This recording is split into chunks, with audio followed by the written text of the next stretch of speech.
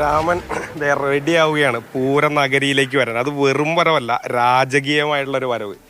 ദിവിഷു പറഞ്ഞ പോലെ തന്നെ തെച്ചിക്കോട്ടുകാവ് രാമേന്ദ്രൻ പൂരം നഗരിയിലെത്തുമ്പോൾ കഴിഞ്ഞ തവണയൊക്കെ നമ്മൾ കണ്ടതാണ്. നെയ്തിലക്കാവ് ഭഗവതിയുടെ തിടമ്പേറ്റി റൗണ്ടിലേക്ക് അങ്ങോട്ട് കയറുമ്പോൾ രാമ രാമ എന്നൊക്കെ പറഞ്ഞുള്ള വിളികളും അങ്ങനെ ഒക്കെ പറഞ്ഞ ആളുകൾ ഇങ്ങനെ രാമനെ സ്വീകരിക്കുന്നതൊക്കെ കാഴ്ച കാണാം. അപ്പോൾ ആ ഒരു സ്വീകരണത്തിന് വേണ്ടി അല്പസമയത്തിനുള്ളിൽ രാമൻ എത്തും. രാമൻ്റെ ഭക്ഷണമൊക്കെ കഴിച്ചുകൊണ്ടിരിക്കുകയാണ്. ഏകദേശം 7:30 ഇവിടെ നിന്ന് നെയ്തിലക്കാവിലേക്ക് തിരിക്കും.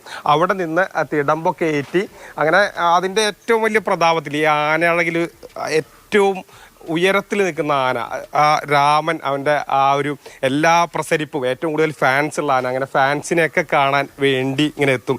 ഇപ്പം നമുക്ക് ഇവിടെ കുറച്ച് പേരെ കാണാം. അതായത് ഞാൻ ഒരാളെ പരിചയപ്പെടുത്താം, ഭാസ്കരേട്ടൻ എന്ന് പറഞ്ഞു. ഭാസ്കരേട്ടൻ ദിവസവും വരും. വാ ഭാസ്കരേട്ടാ, ചേട്ടൻ ദിവസവും വരില്ലേ കാണാൻ? അമ്പലത്തിൽ തൊഴുത് കഴിഞ്ഞാൽ നേരെ വരുന്നത് ഇങ്ങോട്ടാണോ? രാമനെ കാണാൻ വേണ്ടി എല്ലാ ദിവസവും കാണും. അങ്ങനെയാണ്. 84 തൊട്ടുണ്ട് ഇവിടെ. 84 തൊട്ടുണ്ട്. എന്താണ് രാമനിലെ ഏറ്റവും ഇഷ്ടമുള്ള കാര്യം എന്താണ്? രാമൻ അത് പറയാച്ചാലേ ഒരു ബഹുദൊരു ചൈതന്യമുള്ളൊരു ആനയാണ്. അത് ഒരു അനർത്ഥം ഉണ്ടായില്ല അവനെ കൊണ്ട്. കുറച്ച് ദോഷങ്ങളൊക്കെ വന്നു.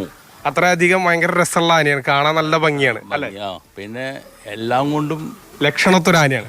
അതെ, ആ ഒരു എല്ലാവരും പറയുന്നൊരു രാമൻ്റെ ഒരു പ്രധാനപ്പെട്ട കാര്യം, ആ മുന്നിലെ തുമ്പിക്കൈയുടെ സൈഡിലൊക്കെ ഉള്ള ഒരു വെള്ള പാട് കണ്ടില്ലേ, അത് എല്ലാവരും എടുത്ത് പറയുന്നൊരു കാര്യമാണ് രാമൻ്റെ. അത്രയധികം രാമൻ്റെ ഭംഗി കൂട്ടുന്നതൊക്കെ ആ ഒരു ഭംഗി, അതിൻ്റെ ചെവിയുടെ ഒരു രീതിയും ഒക്കെ ആട്ടുന്ന ഒരു ശൈലിയൊക്കെ ഉണ്ടല്ലേ, ആ നിൽക്കുന്നതിനെ കണ്ട് കഴിഞ്ഞാൽ നല്ലൊരു ഐശ്വര്യം എന്ന് പറയാം നമുക്ക്. ആ ഒരു നെറ്റിയിലുള്ള കുറിയും അങ്ങനെ രാമൻ്റെ ഏറ്റവും എല്ലാ അഴകും ഒത്തൊരു ആന എന്നുള്ള രീതിയിൽ തന്നെ എല്ലാവർക്കും ഭയങ്കര ഇഷ്ടമുള്ള ആന, അത്രയധികം ഫാൻസുള്ള ആന. കഴിഞ്ഞ തവണ നമ്മൾ കണ്ടത് നെയ്തിലക്കാവിൻ്റെ തിടമ്പേറ്റ് വരുമ്പോൾ ആളുകൾ പൂരം നഗരിയിലെത്തുമ്പോൾ ആ പൂരം നഗരി മുഴുവൻ രാമനെ നോക്കുന്ന രീതിയിലാണ് നമ്മൾ കണ്ടത്. അപ്പോൾ ആ രീതിയിൽ തന്നെ ഇത്തവണ ഉണ്ടാകും. ഒരു പക്ഷേ ഇത്തവണ അതിൽ കൂടുതലുണ്ടാകും. കൂടുതൽ ആളുകൾ ഇത്തവണ രാമനെ കാണാനും എത്തും.